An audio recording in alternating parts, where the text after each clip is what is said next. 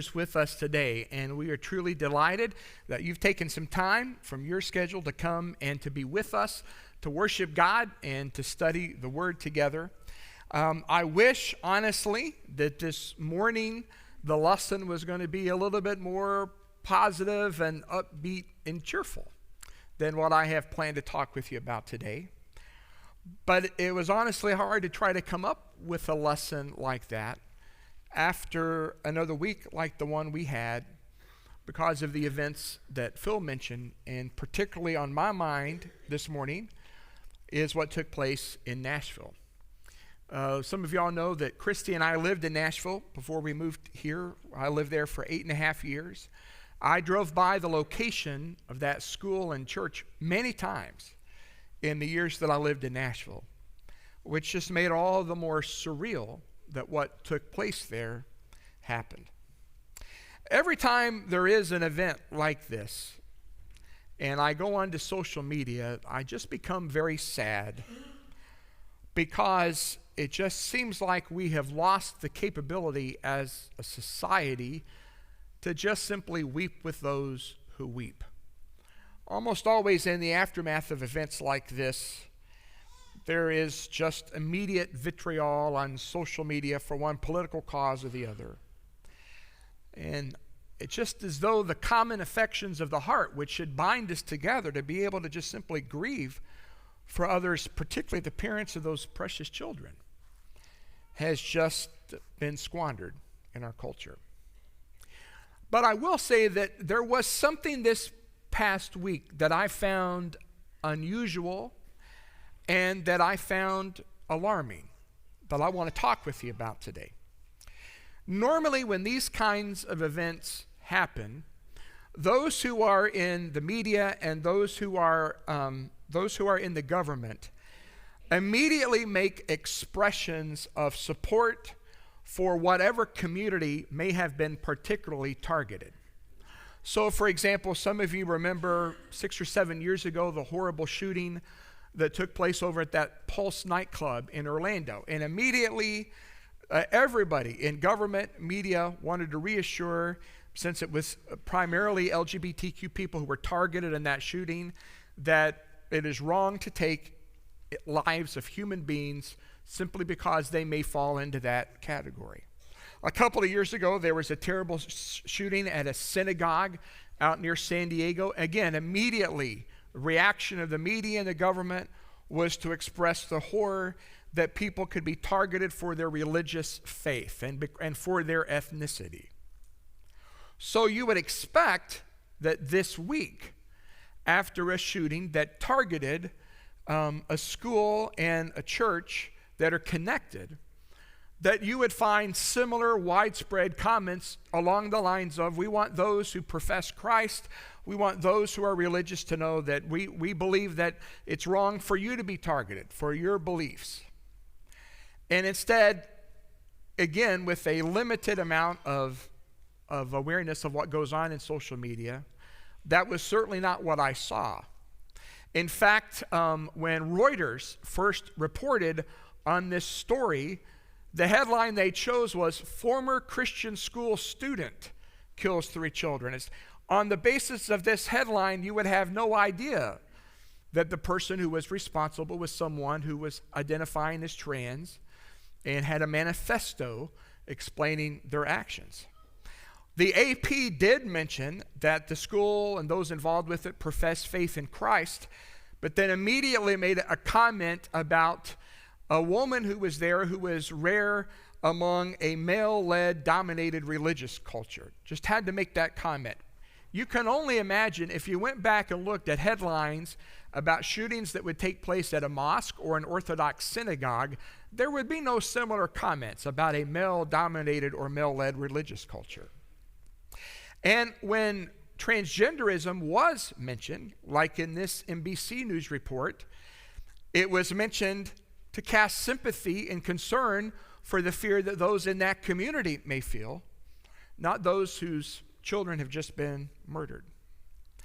And in fact, there were some responses that were not only supportive of the rights of those in that community, but were even threatening toward believers. Hours after the story broke, on the same day, a representative of the governor of Arizona posted this tweet, which got that person fired. But the fact that someone would post something like that in the aftermath of this terrible tragedy leads me to think that it is not paranoia to say that the different reaction to this shooting compared to others may say something about the way Christians are perceived in our society. I did a little bit of research about how evangelicals, what does that mean? It typically means Protestants who believe Jesus died and rose again, and you have to believe in him to be saved. Broadly speaking, we'd fall into that category. I did a little research just to find out what the public perception of evangelicals is in our country. This is a Pew survey from 2014, which showed that basically in the public perception, Jews, Catholics, and evangelicals were all viewed very positively. Whereas just in the last few days, a new poll came out which showed that is changing, that evangelicals are no longer viewed positively by the majority of people. In fact, as you can see, the populace seems to be pretty evenly divided. I was talking to Jackson the other day. We're kind of doing a, jokingly, called mini preacher training sessions. And what I always tell any of the people I have a chance to talk to about teaching is something somebody passed on to me a long time ago, which is a preacher needs to be able to read three things and interpret three things. You need to know the Bible. You need to be able to read and interpret the Bible properly to see what it says. You need to be able to read your congregation to know what's going on with them. What are the things they're dealing with? What are the challenges they're facing so you can help them? You also have to read the culture around you to find out what's going on and what challenges is it presenting that we're going to have to know how to face. I am concerned, based on what I saw from this week, which is, of course, just 1 week, well, I'm concerned that these reactions, which seem quite odd to me, may indicate that we have reached a benchmark in our culture about how people like us are viewed. And we need to know how to respond to that. Now, the good thing is we have a roadmap that kind of shows us the different ways Christians may be looked at in a given culture. And that roadmap is the book of Acts. And if you'll go me to chapter 2, I just want to show you throughout the course of the book of Acts the different way the culture around Christians looked at them. So here in Acts chapter 2, we have the initial preaching of the gospel and the first church that is established here at Jerusalem.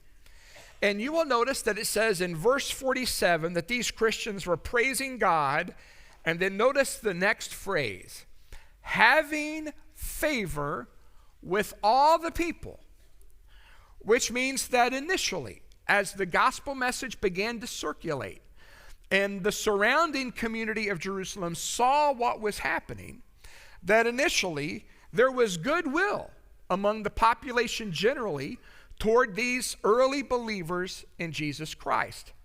In fact, over in chapter 5, when some limited opposition does begin to develop, it tells us, though, at the same time, in verse 13, that the people held them in high regard. That even though there might be people who were intimidated by the high holy standards of these early Christians, they recognized holiness for what it was and they appreciated it.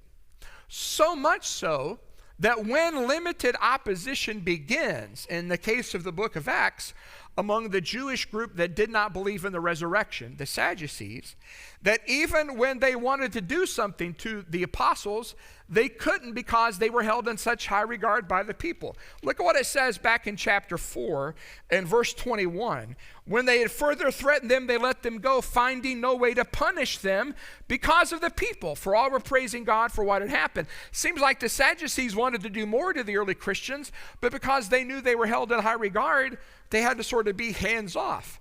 You'll see the same thing in chapter 5 when it says in verse 26, the captain with the officers went and brought them, but not by force, for they were afraid of being stoned by the people. They were so afraid of the people because of the high regard with which they held Christians. They were afraid if they tried to do anything to the Christians, they were the ones who would be punished instead.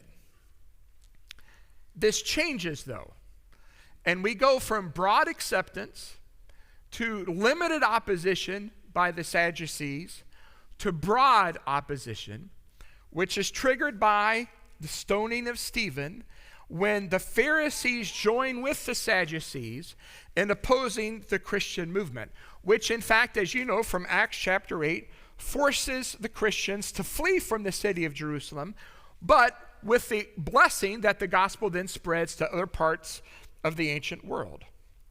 In fact, this will happen in a repeated way over and over again in the book of Acts when the Apostle Paul goes and preaches that after a brief time of some acceptance and limited opposition, the heat will turn up to the point where he has to move on. We're going to talk about some of these things in the background of the book of Romans. I'll just point out a couple of examples to you. Go over to chapter 14, for example, on Paul's first preaching trip. Paul has gone to cities like Antioch and Iconium, but when he gets to Lystra, it says this in verse 19, Acts 14:19, but Jews came from Antioch and Iconium. Antioch is 100 miles away from Lystra. These are zealous Jews, kind of like Saul, by the way. They're willing to travel a long distance, try to stamp this movement out. And having persuaded the crowd, so now it's become broad opposition, they stoned Paul and dragged him out of the city, supposing that he was dead. Now they can do whatever they want to Christians, because now the opposition has gotten to the point that even the people are rejecting Christianity. You'll see the same thing take place if you go over to chapter 18. Go over to chapter 18 on Paul's second preaching trip. And after Paul plants the gospel in the city of Corinth, it says in Acts 18 and verse 12, when Gallio was proconsul of Achaia, the Jews made a united attack on Paul and brought him before the tribunal. Now, the one thing, though, that does happen in these stages of rejection and opposition in the book of Acts is that the Roman government is willing to follow the law, and in following the law, protect Paul and the early Christians when efforts are made to cause them harm. In fact, if you look right here, when they come to this governor Gallio and they try to accuse Paul of breaking the law, in verse 14, Gallio throws the question out. I'm not even going to listen to this complaint. And so he stands as sort of a way to be a dike against the flood of persecution that's about to spread against the Christians here in the city of Corinth. You see the same thing happen when Paul goes and preaches not to primarily Jewish groups, but to Gentile communities where Gentiles don't like what Paul is doing. I'll give you an example of this. Look over in chapter 19. On his third journey, he goes into the city of Ephesus in the region of Asia, and his preaching has become so effective that Luke tells us that the people are getting rid of like their magic books. That's in verse 19. And they are rejecting idols to the point that the guys who make a living off of making the little take-home idols are starting to really feel it in the wallet.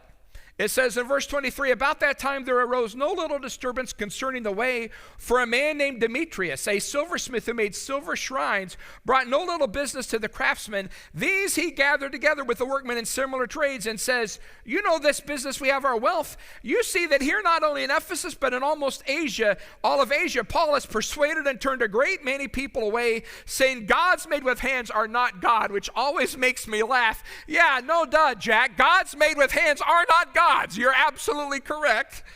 And then he goes on to say, and there's this danger that not only this trade of ours may come into disrepute, but also that the temple of the great goddess Artemis may be counted as nothing, that she may be deposed from her magnificence, she whom all Asia and the world worship. Listen, when Christianity challenges the prevailing gods of any culture, it will incite opposition. Whether those gods are made of silver or whether those gods are ideas and ideologies, like what we see in our culture today. When Christianity spreads, there will be inevitable conflict. And you may know that the rest of this story is, all of a sudden there is a riot. And for 2 hours, these pagans go into the city of Ephesus, in the theater of Ephesus, and they scream and holler. Luke says most of them didn't even know what they were screaming and hollering about. But even here at the end of the chapter, it says, the city magistrate said, we need to knock this off. If there's a proper complaint, go through the proper channels. We can't be having riots like this. So you have initial broad acceptance by society of early Christians. Then you have limited opposition, maybe by small groups like the Sadducees. Then you have broader opposition. But then finally what will start to happen is you will have broad rejection by society to the point that the government will no longer even help you. So in the book of Acts, over and over again, we see stories where Paul is able to call upon the authorities. Acts 16, he makes them admit he was a Roman citizen and they mistreated him to keep the church off the hook from suspicion by the government. Chapter 18. Chapter 26, he appeals to Caesar, and at the end of the book, he's taking his case before Rome. There is sort of a hedge that the Roman government provides that allows Christians to still believe and practice their faith. But shortly after the end of the book of Acts, that changes.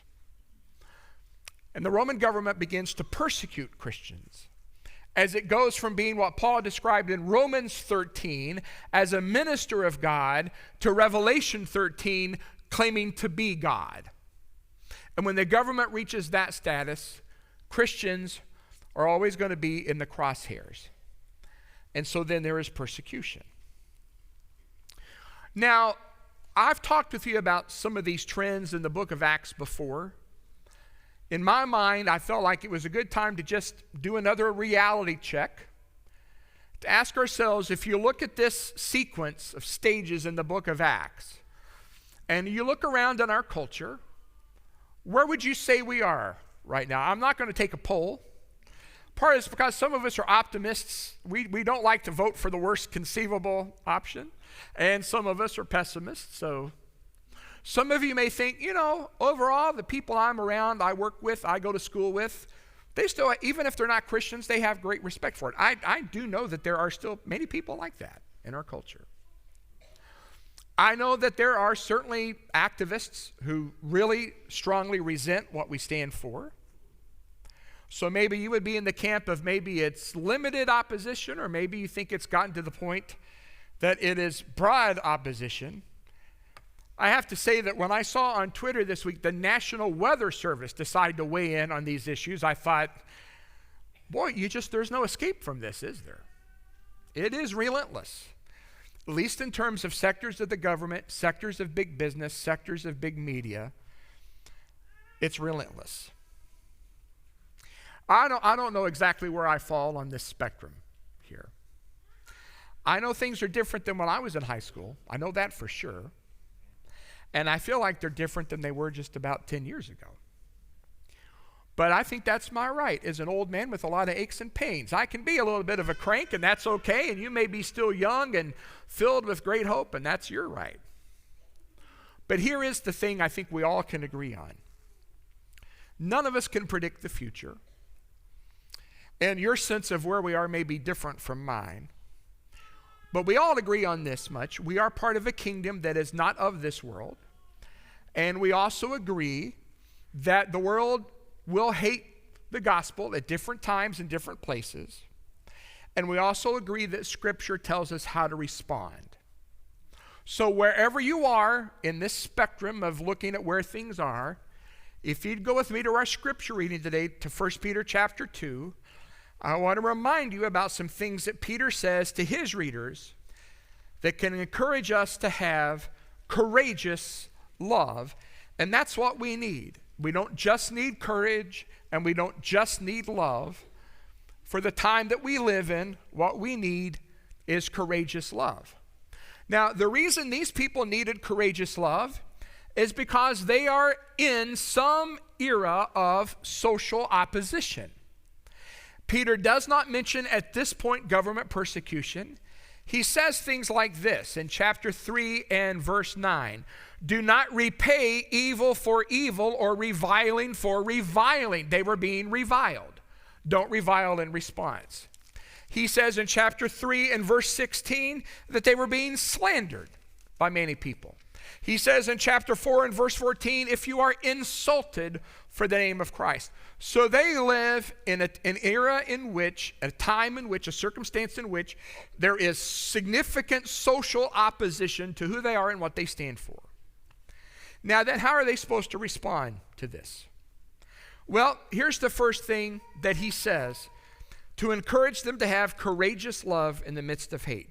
Chapter 2, verse 11, Beloved, I urge you as sojourners and exiles to abstain from the passions of the flesh, which wage war against your soul. Keep your conduct among the Gentiles honorable, so that when they speak against you as evildoers, they may see your good deeds and glorify God on the day of visitation. What Peter says is here, you need to live in a way that is honorable, that your behavior bears honor, and not only that, live in such a way that just maybe someday some of the very same people who hate you and despise you and revile you will be brought to honor God. The point is not to defeat them, to crush them, certainly not to hate them, and definitely not to do harm to them. The point is, maybe you can win them to God, and if not by what you say, at least by the way you live. So that's point number one. Live honorably. Here's the second thing he says, verse 13. Be subject for the Lord's sake to every institution, human institution, whether to the emperor as supreme or to governors as sent by him to punish those who do evil and to praise those who do good. For this is the will of God, that by doing good you should put to silence the ignorance of foolish people. Live as people who are free, not using your freedom as a cover-up for evil, but living as servants of God. Here's the second thing that he says. We need to respect authority. You know that the authorities he's talking about were not all Bible-thumping Christians. They were pagans, including the emperor. And we also know there will come a point in time shortly after Peter writes this book when the emperor loses his mind and he starts to demand worship as God. And it's Peter himself who says in Acts 5, we must obey God rather than men. And there can come a day when you have to say, I'm sorry, I cannot do what you're asking me because I respect you, because I respect God, and I respect God above all. And so because we respect God above all, we will not be able to do what the government tries to coerce us to do. But in the meantime, we need to be respectful. The early Christians would not have agreed with everything these government powers did, but insofar as you can do so in good conscience as following God, we need to be people who, as he says at the end of verse 17, honor the emperor, being exemplary citizens as servants of God. And here is what I think maybe is the most difficult thing that Peter says. Honor everyone. In fact, I don't do this hardly ever. Probably once a year I'll do this. Just repeat these words with me. Ready? Honor everyone. Everyone. That's what he says at the very start of verse 17. Why do I say this is the most difficult? Well, I'll put it to you like this. It's the most difficult for me. Because when you see the way that some people act, and particularly with regard to children, you know, the way that in Spanish bullfighting they get the bull to charge is you just keep poking it to make the bull lose its mind. And then it dies. And there are things that we will see in our culture about the way people act, the way people target children, the way people slander us, that the natural reaction is going to be an overreaction that is rude, dismissive, abrasive, insulting, and demeaning. Peter says, honor everyone. Even the Sanhedrin Council, when they were trying to have you arrested, honor everyone. Even when they were stoning Stephen and people had to flee from Jerusalem, honor everyone. When we were talking about Paul's relationship to the church at Rome and some of the background to that, and I ask you all who were in class to remember what Paul says in chapter 9. And in chapter 10, my heart's desire and prayer to God for Israel is they might be saved. Well, we just read what they did to him in the book of Acts. Everywhere he went to preach, nearly, they tried to kill him. In one city, we just read about it. They stoned him and thought they had killed him. And Paul still prays for those people to hear the gospel. We have to be able, as Christians, to navigate what it is to have courageous convictions about what is true and open-hearted love for people who do not practice it, and particularly when they hate us. That's courageous love in the midst of hate. And there's two practical reasons why we need to honor everyone. I'll tell you one reason why your kids, the last thing they need to hear are insulting, degrading descriptions of people who are struggling with their gender identity. Here's one very practical reason. There is a possibility that there will be a child among us who has the same struggle, and they need to know they are in a safe place with people who love them, who can listen and help them. And the other thing is, more and more, I am convinced, over the years, we are going to see more and more people who regret what they did by transitioning and are going to detransition back to their actual biological intrinsic gender. And they need to know that they can find a group of people who understand the truth of reality, but who can have great sympathy and love for them. Can you imagine what it would be like to be confused about something as fundamental to who you are as your biological sex, and then to go through this horrible roller coaster road of cycles, and to need a group of people who will show you honor as a human being made in the image of God? So that's why, brothers and sisters, we need to honor everyone in the way that we respond to these things. That's what I think is the most difficult one, at least for me. Maybe one of the ones that's going to be most important for us is what Peter says next here in 1 Peter 2:17. Love the brotherhood. So I would say that in that sequence of options in the book of Acts, I'm a little bit further along than I would have thought I was a week ago. But what is always the case is we are always sojourners and aliens in a world that is not ours. And we need each other. I think we need each other in adverse circumstances more than we have ever needed each other. Peter says in chapter 5 and verse 9, resist him firm in your faith, knowing the same kinds of suffering are being experienced by your brotherhood throughout the world. You know, it is an unusual thing that when you're going through great suffering, some of you have in being caretakers for loved ones who've had a long illness, or some other kind of circumstance, that those who are in the trenches with you, you form a bond with them that can never be shaken or broken when you've had to suffer together. I've put my house on the market, trying to buy a new house so I can get closer to the school where I teach.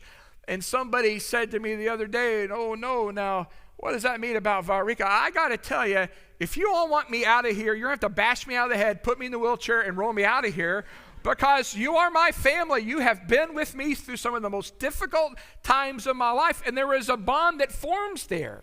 We're comrades. We're on the same team. I got to have you in my life. And we've got to have that feel with each other and let petty, trivial things not ever get in the way. In the circumstances we live in now, we need each other more than ever. I saw a great visual of this the other day. It was a picture somebody took at the back of the building at the end of a worship service. Normally, I'd be fussing at, but what are you doing taking pictures during worship service? This one, though, I wish I'd put it now on the slide. We have a bunch of hooligans over here who, I call them the Three Stooges, but it's now we've got Shemp and also Curly Joe. There's like 5 of them now, but anyway. So we got a bunch of young men who will gather up visitors' cards after services, and then they stand in the back. And somebody caught a picture of them holding hands during the closing prayer the other day. It's great. It's like I used to watch football and you'd see the offensive lineman at a key play, those bloody knuckles covered with mud and dirt, and they grab hands before they're going to go down and take the snap count. They're in the trenches together. They know they need each other. Everybody's got to have their assignment. That's the first thing I thought of when I saw these young men. We need each other. And we've got to hang on to each other as the world grows darker. And then one last thing. We can never be motivated by our fear of the world and what it may do. Because when you are motivated by that fear, it leads you to dark and ugly places. As a wise man once said, fear leads to anger leads to hate, and hate leads to suffering. Yeah, that's the best Yoda I got for you, all right? That can't be what motivates us. There is a fear that should motivate us, though. It's the divine reverence of the fear of God. And that's the thing that Peter says back over here in chapter 2, verse 17. Honor everyone, love the brotherhood, fear God. We reverence him above all else. And for that reason, then, if you go back there to chapter 5, he says in verse 6, humble yourselves, therefore, under the mighty hand of God, so that at the proper time he may exalt you, casting all your anxieties on him because he cares for you. We believe as Christians that Christ has already won the decisive victory, and we await the final victory. It's what Keith led us on those wonderful songs about courage today to remind us of. This is not a time for fear. It is a time for courage, tempered with love, courageous love in the midst of hate. That is the only way for us to make our way forward. And our invitation is for any of you who are here this morning who are not Christians to realize the great victory Christ has won for you, the God who loves you and wants to redeem you, and the people here who would love to be your family if you're ready to make that decision. And if you're a child of God, I hope that your heart will be filled, emboldened with courageous love. What can we do to help you? Let us know while we stand and sing together.